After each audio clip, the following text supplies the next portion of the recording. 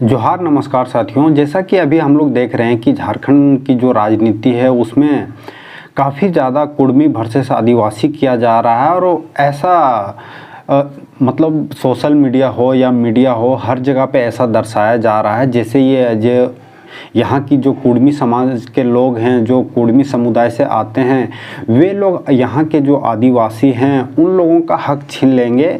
इस तरीके से खबरों को चलाया जा रहा है या दिखाया जा रहा है। और ये जो जेल कैम्प की पहले नेत्री हुआ करती थी निशा भगत, जिसको पार्टी ने निकाल दिया है। जेल कैम्प के जो सुप्रीमो हैं टाइगर जयराम महतो जी, इन्होंने उनको अपने पार्टी से बाहर कर दिया है और 6 वर्षों के लिए बाहर कर दिया है। तो आखिर वो पार्टी से बाहर क्यों हुई और ये जो कुर्मी वर्सेस आदिवासी है, ये मामला में आखिर क्या क्या लोगों ने कुछ कहा है, इसी पे आज हम लोग बातें करेंगे। जोहार नमस्कार, मैं गोपाल महतो। निशा भगत जो कि गुमला से आती हैं और जेल कैम्प की पूर्व विधायक प्रत्याशी रही थी गुमला विधानसभा सीट से। ये अभी कुछ महीनों में देखें तो इनके जो भाषण हैं वो काफ़ी ज़्यादा वायरल हुए थे सोशल मीडिया में। ये तीखे प्रहार कर रही थी, चीज़ों को लेकर के काफ़ी ज़्यादा एक्टिव थी। लोगों के नज़र में थोड़ा वो एक नेत्री के रूप में उभरती हुई दिखाई पड़ रही थी। लेकिन अचानक से अभी कुछ दिन पूर्व खबर ये आती है कि जो निशा भगत हैं, जो जेल कैम्प की नेत्री हुआ करती थी, जो जेल कैम्प पार्टी से जुड़ी हुई थी और जो जेल कैम्प के टॉप लीडरशिप है उनमें उनको गिना जा रहा था और उसको पार्टी से 6 वर्षों के लिए निकाल दिया जाता है। और ये जो पार्टी के सुप्रीमो हैं उनका कहना होता है कि ये जो निशा भगत जी हैं बार बार लगातार ये पार्टी के विरुद्ध बातें कर रही हैं, जिसके कारण हम लोगों को ये एक्शन लेना पड़ा। लेकिन जब उनको पार्टी से निकाला गया तब निशा भगत जो हैं पार्टी से बाहर होने के बाद में वो कई ज़्यादा आरोप लगाने लगी जेल कैम्प के ऊपर। और ये जो कुर्मी समुदाय है उनको लेकर के ये काफ़ी ज़्यादा मुखरता से बोलने लगी, चीज़ों को गलत तरीके से पेश करने लगी। इसी पे लेकर के कई सारे नेताओं ने, विधायकों ने, पूर्व विधायकों ने, कुर्मी समाज के जो जानकार लोग हैं वैसे लोग फिर सामने आने लगे और उनको मुंहतोड़ जवाब देने लगे। इसी बीच फिर वो यहीं नहीं रुकी, उनका लगातार फिर ऐसे जो लोग बातें कर रहे थे उनके ऊपर भी हमला उनका जारी रहा और अभी तक उनका हमला जारी है।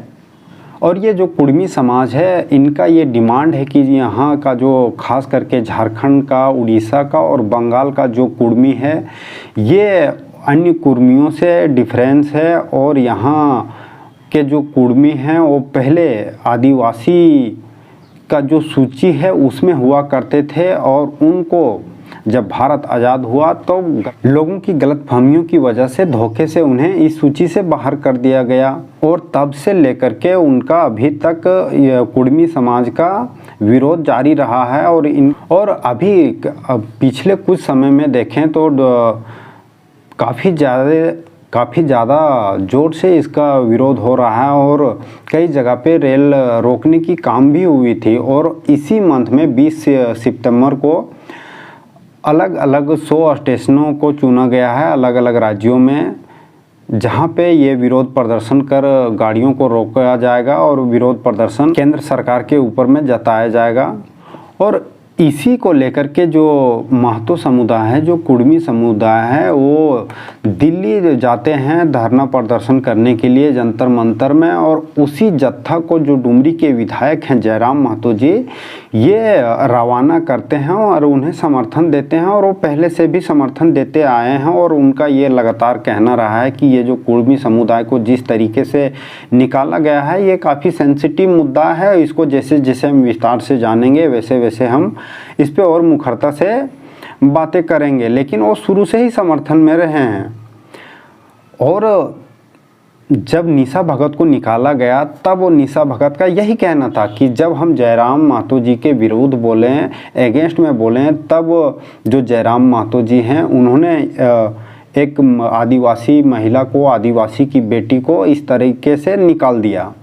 ऐसे लोगों में वो भ्रमित करने लगी, ऐसे ऐसे खबरों को चलाने लगी। लेकिन अगर इसका इतिहास देखेंगे, कुर्मियों का इतिहास देखेंगे और इनकी जो मांगे देखेंगे, वो ना तो आदिवासियों से है ना निशा भगत से है, क्योंकि ना निशा भगत वो इनका वो दर्जा दे सकती है, ना आदिवासी भाई दे सकते हैं। इनका जहाँ से निकाला गया था वहीं से मिलेगा। तो निकाला गया था केंद्र सरकार के द्वारा, तो ये केंद्र सरकार से ही डिमांड करते हैं। तो ऐसे में आदिवासियों को ये चिंता नहीं होनी चाहिए कि ये जो कुर्मी समाज है ये हमारे हकों को, हमारे अधिकारों को खा जाएंगे, क्योंकि ये जो कुर्मी समाज है ये खुद अपने हक अधिकार के लिए लड़ रहा है। तो दूसरे के हक अधिकार खाने की सवाल ही नहीं उठती है। और उसके बावजूद भी अगर कई आदिवासी जो नेता हैं, जो आदिवासियों की बातों को मुखरता से रखते हैं, वैसे लोगों का ये मानना है कि आदिवासी स्टेटस अगर मिल जाता है कुर्मियों को, तो ये जो हमारे आरक्षित चीज़ें हैं उनमें सभी चीज़ों में ये कब्जा कर लेंगे, क्योंकि ये आदिवासियों की तुलना में मेंटली थोड़ा बेहतर स्थिति में है। तो वैसे मैं आप लोगों से ही ये प्रश्न पूछना चाहूँगा कि अगर आदिवासी और मूलवासी जब यहाँ के हैं और दोनों लगभग एक ही परिस्थिति में जी कर के आए हैं, तो एक ने अपनी परिस्थिति को सुधारा और एक वहीं के वहीं हैं आज भी, अगर उसी स्थिति में है, तो कहीं ना कहीं आप उसके लिए जिम्मेवार आप लोग हैं जो समाज को चलाते आए हैं, आदिवासी समाज को चलाते आए हैं। आपके बातों को मानते हुए आदिवासी समाज आपके पीछे खड़ा रहा है, तो उनको होशियार करना, उनकी जो सुविधाएं हैं, उनका जो हक है वो दिलवाना, ये आपका काम था। लेकिन आप लोगों ने इसके बजाय कि केवल अपने परिवार के लोगों के लिए या अपने जो पसंदीदा लोग हैं, जो उनके आसपास हैं, जो उनके गुणगान गाने वाले लोग हैं, उन्हीं लोगों का फ़ायदा हुआ है, बाकी आदिवासियों का नहीं हुआ है। सेम अगर कंडीशन देखें कुर्मी समुदाय में तो ऐसा ही स्थिति है। लेकिन इसके बावजूद भी जो कुर्मी समुदाय है, इन्होंने थोड़ा सा जो पढ़ाई लिखाई है उस पर अपने बच्चों के लिए जो धन अर्जित किए थे उसमें से खर्चे किए। लेकिन आदिवासी समाज ये कहीं ना कहीं करने में विफल रहा कुर्मी समाज के तुलना में। तो यही रीज़न आदिवासी नेताओं को लगता है कि ये जब आएंगे तब हमारे हक अधिकारों को खा जाएंगे, जो हम लाभ ले रहे हैं वो नहीं ले पाएंगे। तो अगर ऐसी बातें अगर उनके दिमाग में आ रही है, तो मुझे ये नहीं समझ में आ रहा है कि अगर आदिवासियों का यहाँ पे स्टेटस बढ़ता है, उनकी जनसंख्या बढ़ती है, तो उसका दायरा भी तो बढ़ेगा, उनका क्षेत्र भी तो बढ़ेगा। जो सीट आज यहाँ रिजर्व सीट है एसटी के लिए, उस रिजर्व सीट में से उसके जो कोटे हैं उसको फिर बढ़ाए जाएंगे, या क्या होगा नहीं होगा ये तो बात की बात है ना। जब तय होगा क्या किस रूप में दिया जाएगा आदिवासियों को, किस रूप में दिया जाएगा कुर्मियों को। लेकिन ये जब डिमांड कर रहे हैं उसी समय पे विरोध करना और ऐसी कि ये हमारे हकों को खा जाएंगे, अधिकारों को खा जाएंगे, और ये ऐसे बरगलाने वाली बातें करना, ये मुझे कहीं ना कहीं लगता है कि ये उचित नहीं है। और झारखंड के लिए एक शब्द कहा जाता है राजनीति में कि यहाँ पे ट्रिपल एम का समीकरण चलता है। ट्रिपल एम यानी कि महतो, मांझी, मियाँ। और महतो और मांझी यही एक प्लेटफॉर्म में नहीं रहने के कारण अपने विचारों को लेकर के दूसरे को फ़ायदा मिलता है, तीसरे को फ़ायदा मिलता है। और यही अधिकांश पार्टियों ने, अधिकांश सरकारों ने किया है कि यहाँ का जो मूल निवासी है, यहाँ का जो आदिवासी है, उसको उतना तवज्जो ना दे करके जो यहाँ पे बसे हुए लोग हैं उनको ज़्यादा तवज्जो दी है। यही कारण रहा है कि संथाल परगना में कई ऐसे आदिवासी हम बहनें थीं जिनका विवाह हुआ है मुसलमानों के साथ में। और ये जो निशा भगत है, जो इनको लग रहा है कि हम बहुत ज़्यादा जानकार हो गए हैं, बहुत ज़्यादा पढ़े लिखे हो गए हैं, ये कि तो उनको ये भी मालूम होना चाहिए कि ये जो कुर्मी समाज है इसने जो लड़ाइयाँ लड़ी है, चाहे कोर्ट हो या फिर विधानसभा हो या फिर जो पार्टियों ने अलग अलग समय पर जो अपनी समर्थन है उसको प्रकाशित किया है, उन सभी चीज़ों को देखना चाहिए। केवल कुर्मी हैं, इन्होंने आदिवासियों के साथ में क्या किया है या आदिवासियों ने कुर्मियों के साथ में क्या किया है, इससे उठकर सभी तथ्यों को एक बार जांचने की आवश्यकता है, और जो भी लोग इसका विरोध कर रहे हैं या जो इसका समर्थन कर रहे हैं, सभी को इसमें जागरूक होने की आवश्यकता है, क्योंकि इसमें कई सारी भ्रांतियां फैलाई गई है। जैसे अभी ये जिस तरीके से हमें बताया जा रहा है कि ये जो झारखंड के, बंगाल के कुछ और उड़ीसा के कुछ ये जो महतो हैं, ये बेसिकली कुर्मी बिहार के और उत्तर प्रदेश के कुर्मी से अलग हैं।